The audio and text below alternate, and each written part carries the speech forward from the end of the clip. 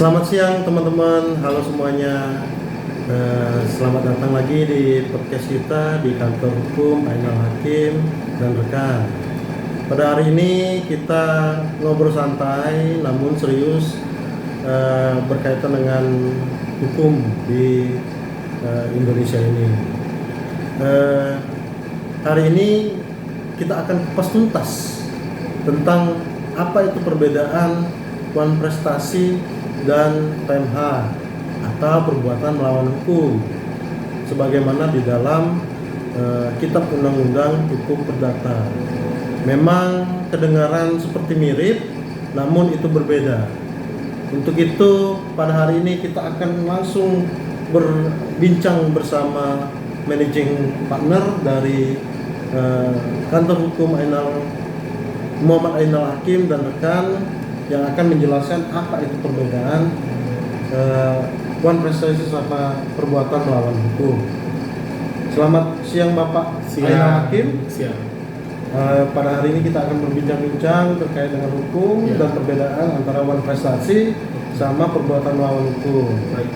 Memang kan banyak masyarakat itu sering susah membedakan apa itu wan prestasi, apa itu perbuatan melawan hukum. Namun terkadang mereka juga salah dalam mengajukan gugatan ketika mereka beracara atau terkena hukum terkait dengan tersandung hukum terkait dengan hukum keperdataan. Sekarang Pak Ainal Hakim akan menjelaskan itu. Saya juga penasaran nih, apa itu wan prestasi? Oke. Wan prestasi itu adalah perbuatan ingkar janji ya.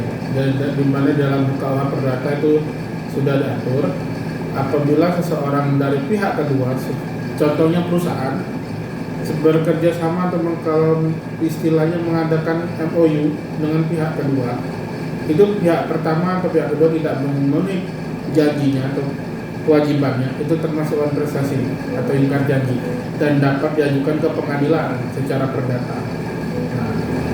Baik. Namun kalau jika dilihat seperti itu pengertiannya, dan apa bedanya dengan perbuatan melawan hukum? Nah, perbuatan melawan hukum adalah perbuatan yang termasuk melanggar hukum ya. Dimana contohnya saya ada di rumah bapak, saya merusak properti rumah bapak tidak senang, bapak melaporkan saya, itu termasuk PMH, perbuatan melanggar hukum.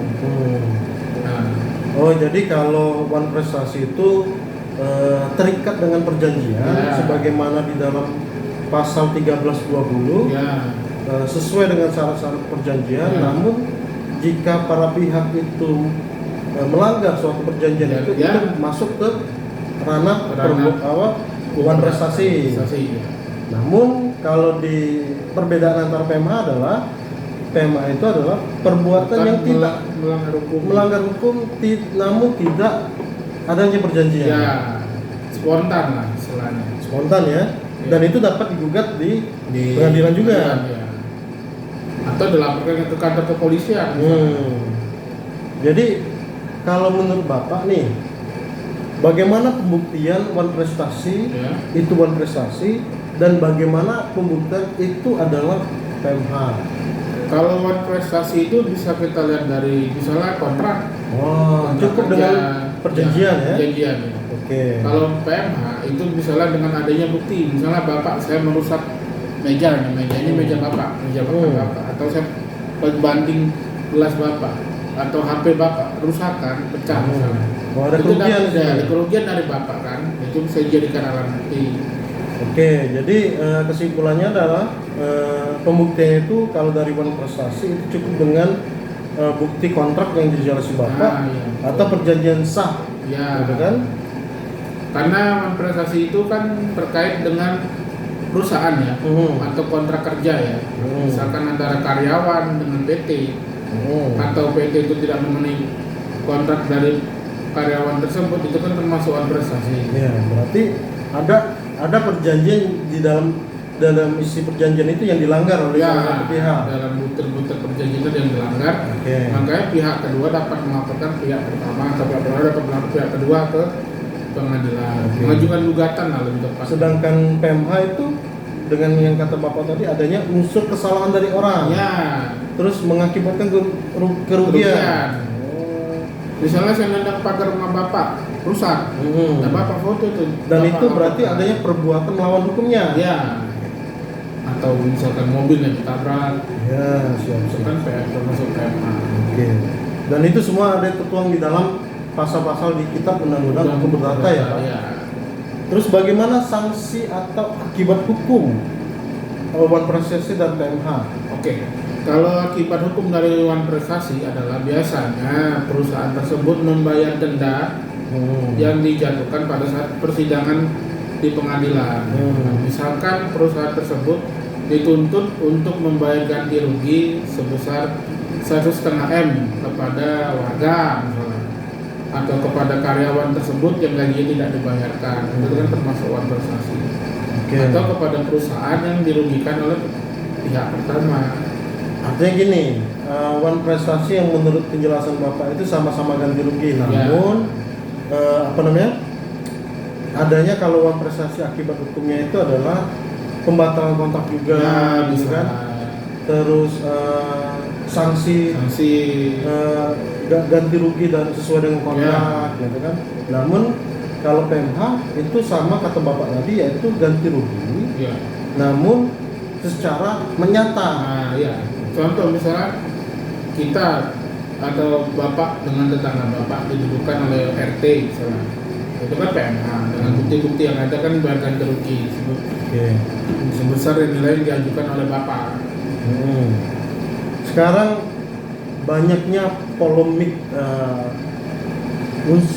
kesalahan atau permasalahan hukum di masyarakat. Menurut Pak Ainal Hakim selaku manajemen partner di Ya. kantor hukum ini, Oke. apa tips bagi masyarakat agar terhindar dari Wan Prestasi dan perbuatan melawan hukum? Sebetulnya kalau biar agar terhindar dari Wan Prestasi itu ialah penuhi kewajiban antara perusahaan dengan pihak pertama pihak kedua. Kalau bisa itu dipenuhi agar tidak terhindar dari namanya Wan Prestasi. Nah, kalau itu sudah dipenuhi, alhamdulillah, insya Allah pasti akan terhindar dari namanya Wan Prestasi tersebut. Karena tidak ada unsur yang merugikan satu sama lain. Nah itu. Kalau PMH, Pak? Kalau PMH ya kalau bisa kita di rumah orang atau kita bertamu ke rumah orang atau kita lagi bermasalah dengan orang tersebut. Jangan sampai merusak properti rumah dia. Oke. Tuh. Jadi kan gini, sepertinya Bapak lebih sering berkaitan dengan kontrak perusahaan. Nah, Namun bagaimana kalau perjanjian itu antara individu dan individu? oke.